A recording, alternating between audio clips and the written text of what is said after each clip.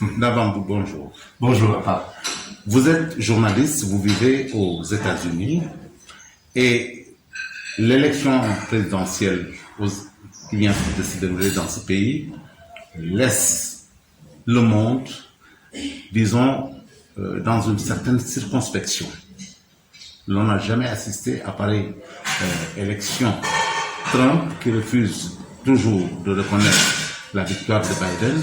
Quel est votre lecture? Je pense que de l'extérieur, ça peut susciter beaucoup d'étonnement. Parce que probablement, le processus électoral aux États-Unis est inutile.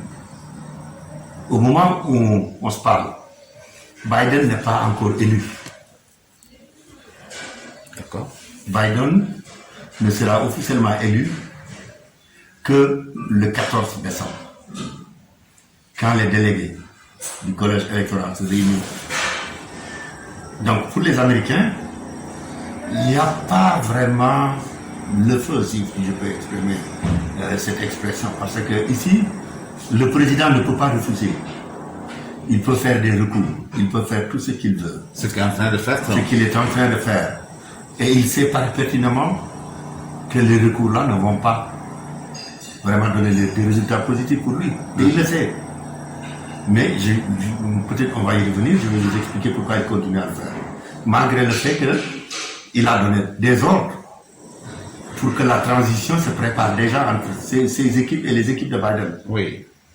Ça peut paraître paradoxal. C'est que ce qui va se passer, on a voté le 3 novembre, mais on n'a pas voté pour le président directement. On a voté pour les listes de délégués. Dans chaque circonscription, les candidats avaient des listes de délégués. C'est ça. Donc le candidat qui vient en tête, sa liste rafle le nombre. Chaque État a le même nombre de délégués que le nombre de parlementaires qu'il a au Congrès, basé sur le poids démographique de chaque État. Donc ce sont ces délégués-là qui vont se réunir le 14 décembre pour formaliser l'élection du président.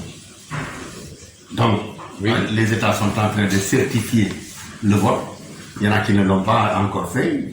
Il y en a qui continuent toujours le processus de compte, etc., et de formalisme pour certifier. Mais une fois que ces États-là certifient, Trump a toujours les moyens de faire des recours. Mais ces recours-là n'aboutiront pas, lui-même, il le sait. Et d'ailleurs, ce qui est surprenant, son partisan le plus fervent, le ministre de la Justice, qui a eu des attitudes que ses collègues juristes ont condamnées à plusieurs reprises depuis qu'il est devenu ministre, vient de dire hier que nous avons tout vérifié, mais nous n'avons vu aucune preuve de fraude massive qui puisse changer le résultat des élections. Alors, en partant de cela, de par le passé, ce qui se passait de manière générale, c'est que dès que les collèges, de manière générale, donnaient le résultat, je prends l'exemple par exemple de ce chiffre magique de 270 délégués, dès qu'on annonçait qu'un candidat avait obtenu les 270 délégués, même sans certification, son rival acceptait sa défaite, et c'est cela qui était un peu la magie des États-Unis. Aujourd'hui, on est en face d'une situation qui est presque ubuesque, parce que Donald Trump ne veut pas entendre parler de cela. Mais il se trouve que cette acceptation, cette concession, comme on l'appelle, et le coup de fil à l'adversaire pour dire félicitations, c'est ça. C'est une élégance républicaine, c'est pas la loi. C'est pas du tout une loi. Il n'y a aucune loi qui exige. La preuve, cet appel ne se basait même pas sur le décompte officiel et la certification. C'était les résultats des médias qui évaluaient en fonction des sorties des urnes et des décomptes qu'on commence. Et une fois que mathématiquement le modèle utilisé par Associated Press dit qu'un tel a dépassé les 270, son adversaire n'attend même pas de chiffres officiels ni de décompte. Parce que, comme je vous dis, les décomptes peuvent durer plus d'un mois.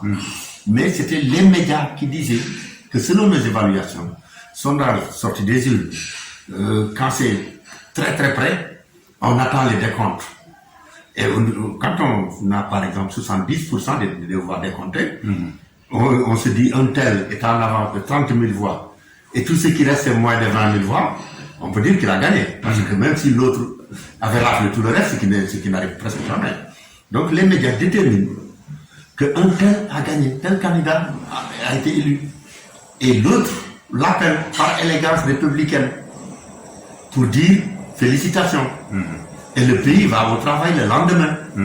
Mais il n'y a aucune loi qui l'exige. C'était juste de l'élégance. C'est juste de L'élégance électorale. Voilà. Mais Et maintenant, Donald Trump, qui a un autre agenda, qui est en train de mobiliser énormément d'argent pour ses futures activités politiques, prétend continuer un combat, sachant que ses partisans, qui sont presque dans leur tête des membres d'un culte, aussi longtemps qu'il dira qu'il se bat pour renverser le vol, redresser la situation, ces gens-là continueront à lui donner de l'argent. Parce qu'aux États-Unis, ce sont les militants qui financent le parti. Ce sont les militants qui financent la candidature, qui financent le candidat, ses déplacements, c'est tout ce qu'il fait, etc. en termes politiques. Donc c'est ça que Donald Trump est en train de mobiliser pour rester pertinent à l'intérieur de son parti dans les mois à venir. Même hier, il a dit, de toute façon, on va rester 4 ans de plus avec les recours que nous sommes en train d'initier, sinon je vous donne rendez-vous dans 4 ans. Déjà pour continuer à contrôler son parti, à prendre son parti en otage, il a mobilisé jusqu'hier 170 millions de dollars déjà dans ce soi-disant combat judiciaire qu'il a perdu de toute façon. Sur 30 recours, je crois que les 27 ont déjà été rejetés au moment où nous parlons par les tribunaux. Alors donc, c'est ça. on parle de 3000 avocats qui l'auraient mobilisé pour ce combat. Donc, vous savez, il y a plusieurs choses, parce que comme le combat est un combat politique, c'est pas un combat judiciaire, presque chaque niveau, les partisans de Donald Trump, les avocats et autres, veulent toujours en profiter pour se positionner et gagner de l'argent. Mais lui, son avocat, qui est le seul vraiment sérieux qui accepte de continuer avec lui, entre parenthèses, il avait pris beaucoup de cabinets qui se sont déportés, qui ont dit non, on ne peut pas défendre cette cause-là, qui se sont pour notre propre crédibilité. Et il y avait même des avocats qui risquaient de perdre leur licence. Simplement parce que au tribunal, quand vous venez faire un recours basé sur des arguments fallacieux, à un certain niveau, on peut vous retirer votre licence pour la vie. Donc il y a beaucoup d'avocats qui se sont retirés. Il reste Rudy Giuliani, qui est en train, d'après les informations de plusieurs journaux, qui est en train de négocier avec Trump pour qu'il le pardonne sur d'éventuels délits qui lui seront reprochés après les élections. Pour vous dire, c'est lui qui, et lui aussi, il est comme Trump, il sait comment exploiter des situations, mais il se fait payer $20 000 par jour par Trump sur l'argent qu'il reçoit de ses militants. Rien ne vient de la poche de Trump. Donc tout ça, c'est un jeu. Mais justement, un jeu, une ruse. Exactement. Une ruse donc de la part de Trump, adoubée par les républicains. Non, justement, non pas adoubée par les républicains. Ce qui se passe, c'est que les leaders républicains ont une peur bleue des tweets de Donald Trump. Parce que il suffit que tu t'opposes à lui. Immédiatement, il peut faire un petit tweet. Et d'où tient-il cette force-là? Qui fasse qu'on le considère un peu comme l'empêcheur de tourner en rond. Parce que Trump connaît très bien l'extrême droite américaine, le monde rural, les moins éduqués, les moins nantis, qui ont un attachement presque religieux, en tout cas culturel, à leurs options politiques. Et Trump, qui n'est pas nécessairement leur représentant, est arrivé à les convaincre que c'est lui qui porte leur voix, que les élites dans les grandes villes, les démocrates, et même les républicains qui ne sont pas nécessairement très sûrs, tous ces gens-là, ils vous méprisent, ils vous regardent du haut de leur piédestal, etc. Donc, il y a que moi qui vous représente, ces gens-là sont prêts à tout pour Donald Trump. Il suffit qu'un républicain, à part quelques exceptions, attaque Donald Trump, s'il fait un truc, le lendemain vous avez un opposant qui va se présenter contre vous. Et immédiatement, cet opposant est riche de millions de budget de campagne par ces partisans de Donald Trump. C'est pourquoi ils ont une peur bleue de lui. Ils ne veulent pas l'attaquer. Mais voyez bien, on entend très rarement, depuis avant l'élection présidentielle, un grand républicain leader qui soutient véritablement Trump. Mais personne n'ose le dénoncer à part quelques exceptions. Cette image que les États-Unis présentent aujourd'hui au monde, est-ce que cela peut avoir des conséquences sur le plan économique, particulièrement parce qu'on dit de plus en plus que l'Amérique est de plus en plus fragile sur le plan économique. Alors, il y a une bataille.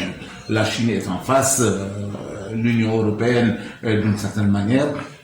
Qu'est-ce que cela peut avoir comme conséquence, peut-être? Bon, cette situation de confusion entre Guillaume et Canton et de l'extérieur des États-Unis n'a pas de rapport direct avec les relations américaines, avec le reste du monde, hein, sur le plan économique. Parce que ce qui va exactement changer, c'est sûr que le 20 janvier, à midi, Donald Trump sera le président, Joe Biden sera le président des États-Unis. Et les engagements qu'il avait pris durant la campagne sur les questions essentielles, il va effectivement les réaliser. Notamment des relations beaucoup plus normalisées avec l'Union européenne, ça c'est clair, parce que Donald Trump avait créé beaucoup de problèmes avec les relations États-Unis, l'OTAN, l'Organisation de défense de l'Atlantique du Nord, créée après la Deuxième Guerre mondiale. Les relations étaient très tendues et que même Trump allait peut-être se sortir de l'OTAN. Avec l'OMS, ça va être le retour des États-Unis est garanti. Avec l'accord de Paris, il dit même que c'est le 20 même qu'il va signer le décret de retour. L'accord sur le climat. Sur les changements climatiques. Et pour donner un signal clair, il a pris celui qui avait négocié cet accord au nom des États-Unis en tant que ministre des Affaires étrangères, John Kerry, qui était lui-même le candidat des démocrates une fois, c'est lui qui l'a nommé maintenant comme Monsieur Climat. Juste pour donner un signal au monde entier que le multilatéralisme est de retour. Tout ça va se passer.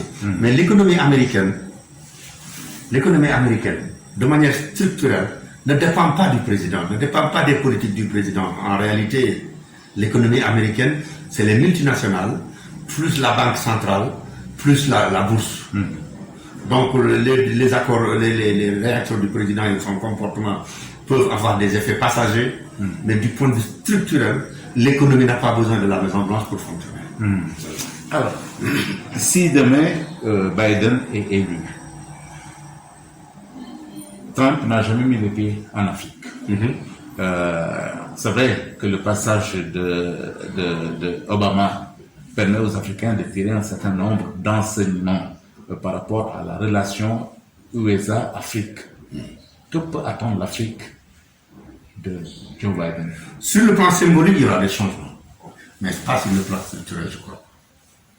Bon, ce n'est pas pour rien que Joe Biden, qui veut donner un signal fort, a décidé de nommer une femme comme l'ambassadeur aux Nations Unies, représentante permanente, mais une femme noire et une diplomate qui a fait presque le tour de l'Afrique. Et il lui donne le statut de membre du cabinet, c'est-à-dire le statut de ministre. Parce qu'aux États-Unis, le gouvernement, c'est 15 ministres, c'est tout, plus 2 agences. Et si on y ajoute cette dame-là, parce que ces statuts, Obama l'avait maintenu comme membre du cabinet, c'est Trump qui l'avait enlevé. Maintenant, donc, le multilatéralisme sera de retour. Mais Les Américains, leur relation avec le monde a pour base principale l'économie et la sécurité. L'économie et la sécurité. Et sur le plan de l'économie, l'Afrique pèse vraiment peu. Nous sommes moins de 4% du commerce mondial. Malgré nos bonnes relations, le Sénégal par exemple, avec les États-Unis, le dernier rapport du département d'État qui a été concocté par l'ambassade américaine ici, montre que l'investissement étranger direct venant des États-Unis au Sénégal, c'est 90 millions de dollars. Moins de 200 milliards de francs CFA par an. Seulement. C'est même moins que les dons que le gouvernement fédéral fait au peuple sénégalais. Notre MCC, Millennium Challenge Corporation, ces débours pour le Sénégal font 2 fois plus que l'investissement étranger direct venant des États-Unis au Sénégal. Et c'est essentiellement à part des pays comme l'Afrique du Sud ou les pays pétroliers.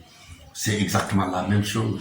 Donc, sur le plan structurel, pas grand-chose ne va changer. Il faut que les Africains se mettent dans la tête que Obama, Trump, Biden, Bush ou même Pafal à la Maison-Blanche ne changeraient pas grand-chose. Par contre, nos États peut-être pourraient utiliser une force extraordinaire que nous avons maintenant. Laquelle? Parce que les questions de sécurité internationale ont changé de nature. Après la Deuxième Guerre mondiale, l'Europe se préparait à faire face aux blindés de l'Union soviétique et de l'aviation de Varsovie. Aujourd'hui, les questions de sécurité se mesurent en termes de faiblesse des États où on devient le ventre mou du terrorisme. Et c'est l'Afrique. Et ce terrorisme-là, ce ventre mou-là, c'est une force de négociation que les Africains devraient pouvoir utiliser face à l'Occident. Pour dire, si on ne contribue pas à notre développement, nous resterons toujours le ventre mou. Donc ne me dites pas, je vais vous envoyer des drones basés au Niger et des forces au Mali, Barkhane ceci et Barkhane cela. Ça ne réglera pas grand-chose. Mais les Africains ne peuvent jamais. En fait, je ne dois pas être aussi prétentieux, mais on voit difficilement les Africains qui mettent ça en avant. Parce que il y a des exemples dans l'histoire. Après la Deuxième Guerre mondiale, le plan Marshall, ce n'était pas pour aider l'Europe. C'est ça. C'était pas pour aider l'Europe. Parce que l'Europe avait les infrastructures détruites, mais les ressources humaines étaient là-bas.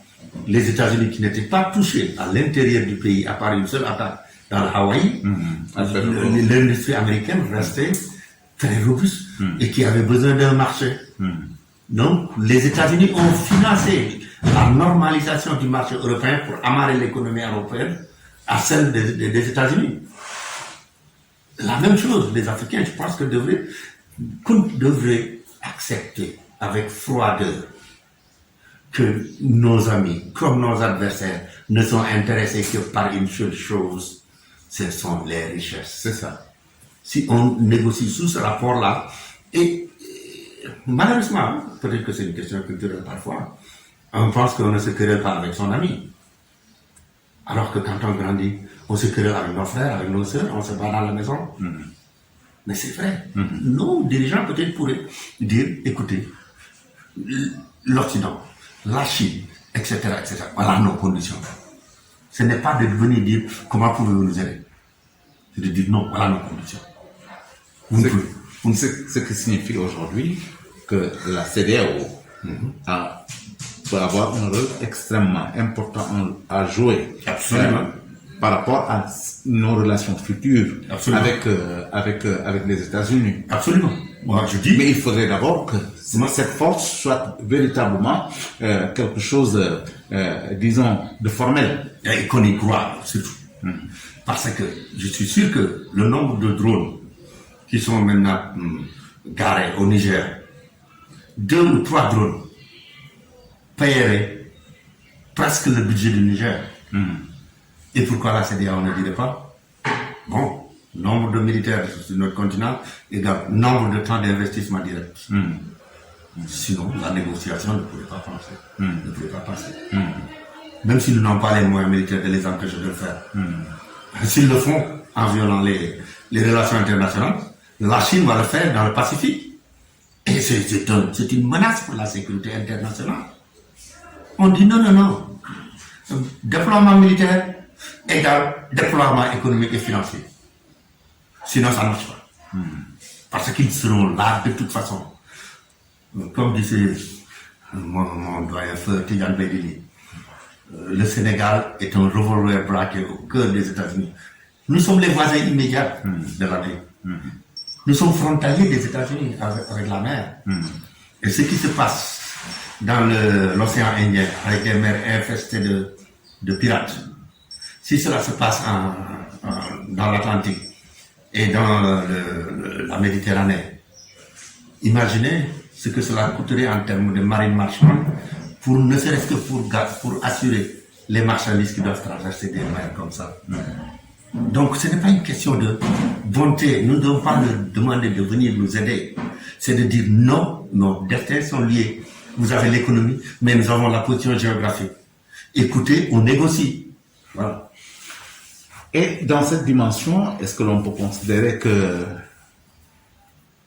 les démocrates peuvent être beaucoup plus réceptifs à un message de l'Afrique dans ce sens-là? Vous savez, comme disait Edem Kodjo dans son livre Edem et l'Afrique, les États-Unis, la Russie, la Chine et tout, il y a une équipe de fonctionnaires qui ne pensent qu'à leur pays, qui sont là en permanence. Et Edem Kodjo disait de Catherine la Grande à Gorbatchev, cette équipe-là pense Russie. Et ça n'a pas changé avec Poutine. Aux États-Unis, c'est la même chose. C'est une équipe de fonctionnaires, de carrières qui gèrent les intérêts de ces pays-là. Il peut y avoir des changements temporaires, passagers, etc. Mais les États-Unis coopèrent avec le reste du monde dans l'intérêt des États-Unis. C'est ça. Ça, démocrate ou républicain, ça ne change pas grand-chose. C'est ça le problème. Damba, je vous remercie. Merci beaucoup, Pape.